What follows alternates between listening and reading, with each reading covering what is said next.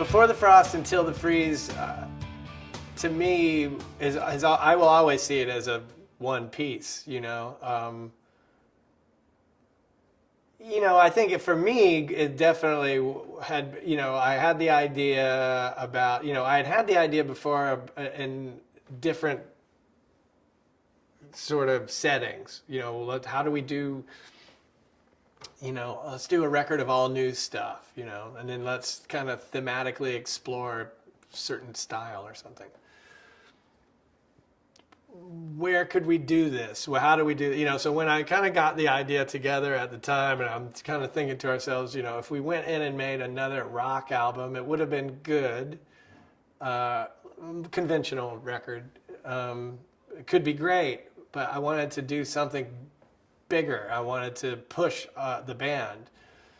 So that summer on a break from Warpaint, my wife and I and my son, we were vacationing at a house in Woodstock and went to a ramble.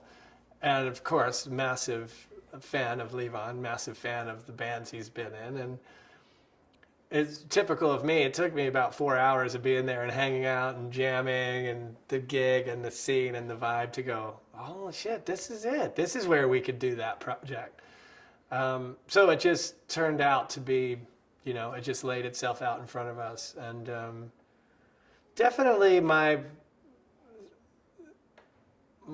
favorite recording we've ever done. And definitely a project that I still don't think maybe most people get what we were doing, or I have a feeling that no matter what happens to the Black Crowes, that recording and those songs will eventually probably be the watermark of the writing and the performance. And to do, maybe with more time, people will realize, wow, it's a pretty wild thing to do, all new material in front of an audience in a studio that's live, but recorded like we were in the studio.